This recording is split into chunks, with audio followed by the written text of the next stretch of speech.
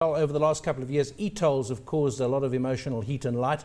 Joining us now to look at an operational update on the e-tolling system are Jamie Surkont, who's CEO of Electronic Toll Collection, the company ETC, and Mark Ridgway, Chief Operating Officer of ETC. Good morning to you, Jamie. As I say, this is not about whether we want to pay e-tolls or not, or whether the system is good. We're talking operationally here, and there have been a lot of what looked like glitches and people getting accounts they shouldn't have. And I actually said on this show that I'd got an account and that I'd paid it, and then it was said you owe nothing, and I couldn't work out what was going on. So maybe just set the scene. What has the problem been?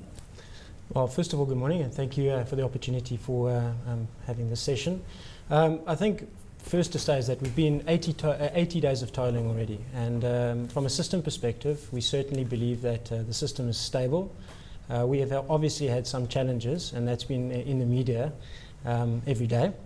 The majority of the challenges that we faced typically around our customer services side of things. So in that instance, I think that there are elements that we've been focusing on and taking use cases out of the media. Typically, there's a lot of high-profile cases that come up, and we've been utilizing those to try and improve and understand where the issues are in terms of the glitches and or customer service elements.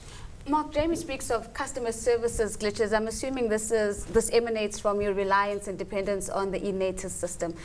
If that is the case, why that particular decision, especially given the fact that it's really proving to be fraught with inaccuracies? I think, Nasipa, there's nothing else that we can use in order to tie the vehicle back to the individual. So we are stuck with that.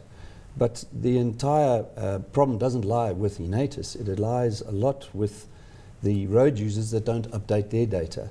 So it's not only inaccurate data, it's incomplete data.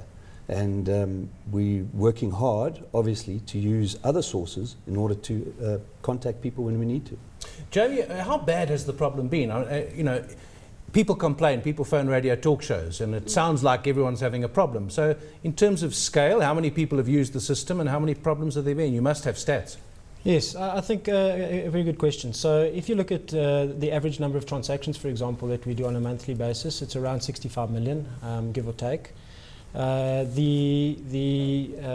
vehicle population, if we want to use that in terms of the unique vehicle license plate numbers that we typically see on the network on a monthly basis, are around 2.5 million. To give you an indication of volume of complaints that we're receiving, are around, roughly speaking, 10,000 complaints a month. And what we find, a lot of those complaints and inquiries, I think it'd be probably unfair to say that they're all complaints, but those inquiries, a lot of it, and I would say probably 80 to 85% require additional clarification from our side. So there is a complexity in the solution. There's definitely complexity, if I can use the word business rules, or the subject business rules, and often where a lot of the frustrations, which I sympathize very much with the road user, is in respect of our ability at a first tier level of customer service to be able to deal with those inquiries. Maybe I could ask there, operationally, you're the operations officer. Yes. Obviously nothing goes as you expect, and maybe when the whole system was designed you expected more people to pick up the e-tags, fewer people that you had to bill individually. Because the e-tag, I mean, I've got the e-tag, you just forget about it. It's much easier that way. There were things you didn't expect. There's always going to be things that you don't expect when you design a system, build a system, and then turn it into operations. That's one of the challenges that we have. I think just to head back towards Jamie's answer and to expand on that a little bit, you find that someone may receive an SMS for 300 Rand. And then when they get an invoice, the invoice reads 70 Rand, and there's a confusion there that is created, and so they say there's a billing crisis.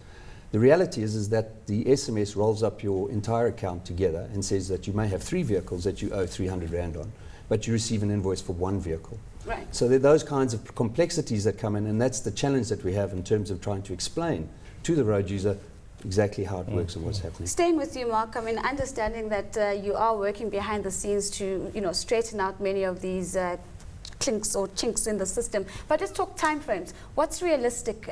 When can we expect the system to be running smoothly without some of these problems?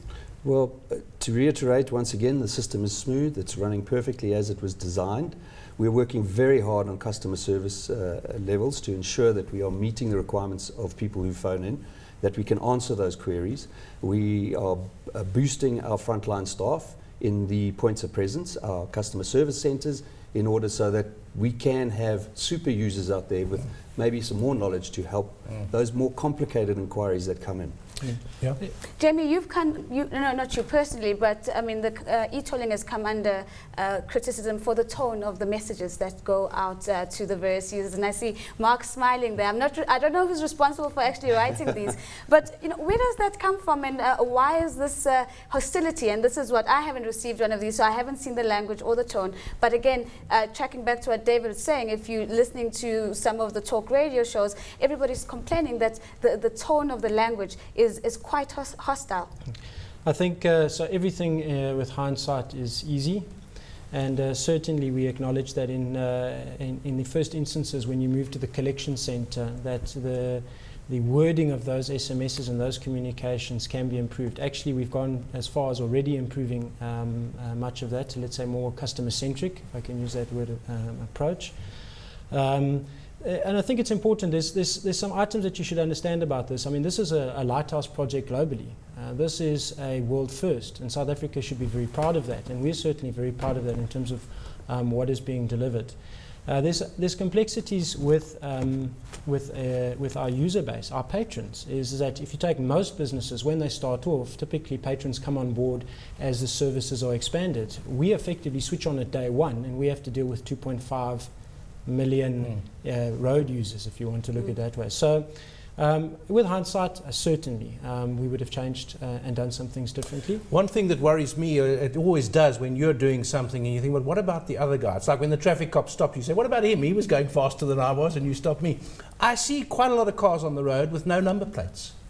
And you think, no, this is just wrong. I mean, it's wrong anyway, never mind e-tolling. How do you deal with this? Well, I think this is an interesting one, is that e-tolling actually in a way is dealing with historic or legacy issues in South Africa. So, I mean, no number plate on a highway or on the roads is nothing new to us. But now with the introduction of e-tolling on these roads, it becomes a little bit more focused. And in respect of this, what we have is through Sunwell, we have partnerships with various police agencies, and there is already active enforcement ongoing on the roads in that respect, so focusing on things like no number plates. And within the next few weeks, there will be an announcement from Sunwell in respect of a new and more focused enforcement program, looking at things like cloned vehicles, duplicate number plates, and these things are things that are kind of complicating our lives as well, because a lot of queries emanate from this. But it's not my vehicle. I live in the Western Cape. I live in KwaZulu-Natal. How can it be?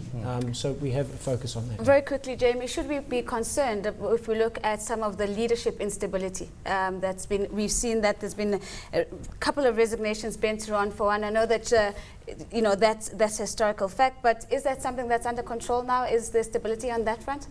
Yes, I don't think there has been instability. In respect of the commitment of ETC and its shareholders to South Africa, it has always been to South Africanize the project. So when you look at the replacement at my level, the individual who was holding it was an expatriate, and contract was coming to an end. We also have other expatriates, by the way, within our organization which are currently leaving, and by the end of March we will have one expatriate out of 1,500 people which are currently working for us. So in terms of stability, I don't think that that's ever been an issue. I actually think that the changes that have taken place have been for the benefit. Utilizing Ben Taron as an example, Ben did an excellent job in respect of the hiatus period. You need to appreciate some of the challenges that we've had is waiting for 2.5 years and keeping staff motivated. Actually, during that period, we've trained more than twice the staff we need because of the attrition rates that we've had. So instead of training 1,500 people, we've trained more than 3,000 people, which is a benefit to the economy if you look at it that way, because these people are now out there. But no, I don't think stability is an issue. Well, fascinating stuff on the operational side of e-tolling.